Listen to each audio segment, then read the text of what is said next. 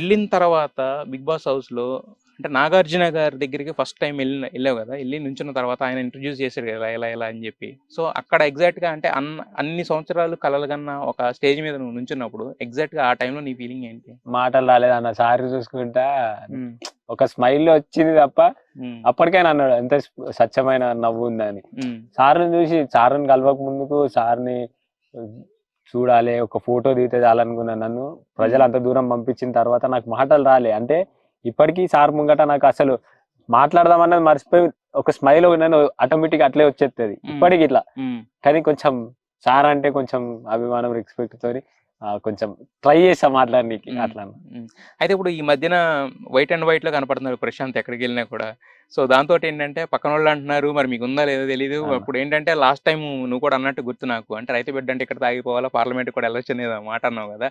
పాలిటిక్స్‌లోకొచ్చే ఆలోచన ఉందా లేదా? హ్మ్. జనాల ఆశీస్సులు, హ్మ్. ప్రేమ ఉంటే జనాల కోసం, రైతుల కోసం ఎంత దూరమైనా పోతా. హ్మ్.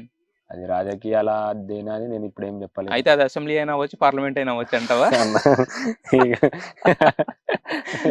అంతేనా? అలా నేనేం యాహ్! అనలేదన్న. అయితే ఇందాక మీరు చాలామంది మాట్లాడుతూ సినిమాల్లో కూడా రావాలి, నువ్వు ఇక్కడితో ఆగిపోకూడదని అంటున్నారు గదా! మరి సినిమాల్లోకి ఇప్పుడు బేసిక్‌గా ఏంటంటే 'బిగ్ బాస్' హౌస్ నుంచి వచ్చిన తర్వాత ఆ క్రేజ్ తోటి చాలామంది సినిమాల్లో ట్రై చేస్తుంటారు. సినిమాలో ఆఫర్‌లొస్తే దక్కించుకొని చేస్తుంటారు కదా! మరి మీ దగ్గర నుంచి అయితే 'బిగ్ బాస్' టైటిల్ గెలవడం ఉంది గానీ, దాని తర్వాత వీడియోలు కూడా సరిగ్గా రావట్లేదా? అంటే ఏం చేస్తారు అనేది మీరు కూడా చూసిర్రా అన్న? మీరు ఆ! అడిగిన క్వెషన్‌కి నేను ఆన్సర్ ఎట్లా చెప్తా అంటే, మీరు హ్మ్. చూసిర్రు నా 2 నెలలు అటు కేసులు అవి అని తిరిగినాయి. హ్మ్. మొన్న నాటేసినాము.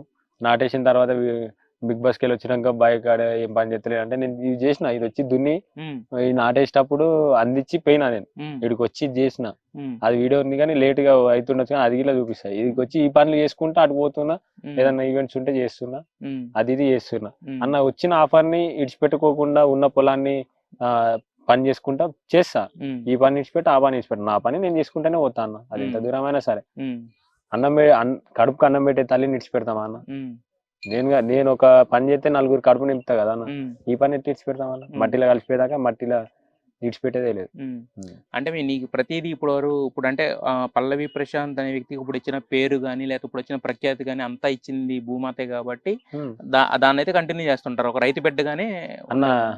ఇప్పుడు మనం ఇప్పుడు ఇయాల ఈడున్నామంటే ఇంటికి పోయే వరకు బతుకుతామో, చచ్చిపోతామో తెలవది. ఉన్నన్ని రోజులు భూతాన్ని నమ్ముకున్నాం.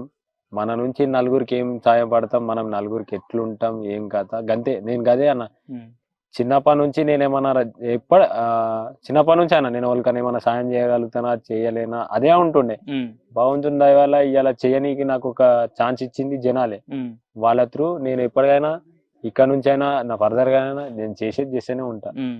అది ఎవరెన్ని మాటలు పడినా నా ప్రయత్నం ఏడికైనా ఆగదు. హ్మ్. అది ఎంత దూరమైనా సరే. సినిమాలైనా ఆఫర్‌లొస్తే చేయడం అనేది జరుగుతదా? యాక్టింగ్ అనేది ఇంట్రెస్ట్ ఉందా? లేదంటే లేదా? అంటే ఇప్పుడు సినిమా అంటే ఎలా ఉంటదంటే 30 రోజులు షెడ్యూల్ ఉంది. 30 రోజులు ఉండాల్సొస్తది యాక్చువల్‌గా. హ్మ్. 30 రోజులు చేలు చూసుకుంటా కూడా ఇప్పుడు మీరు ఊరుకోవచ్చు. ఇన్ని రోజులు గ్యాప్ తీసుకుర్రు. ఇన్ని రోజులు మీరేం జేసిర్రంటే హ్మ్. ఇదన్న నేను అహా! జేసింది. మీరు అన్నారు హ్మ్. గదా! హ్మ్. హ్మ్.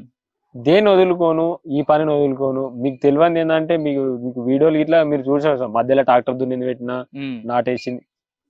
మేము చేసిన పని ఇది. ఇన్ని హ్మ్. రోజులు. హ్మ్. నేను హ్మ్. బిగ్ బాస్‌కెళ్ళి బయటకొచ్చినంక హ్మ్. కొన్ని కారణాల వల్ల లేట్‌గా నాటు పడ్డా. లేకపోతే ఇప్పటి వరకు పుట్టకుంటుండే. హ్మ్. హ్మ్. అట్లా అన్న. హ్మ్.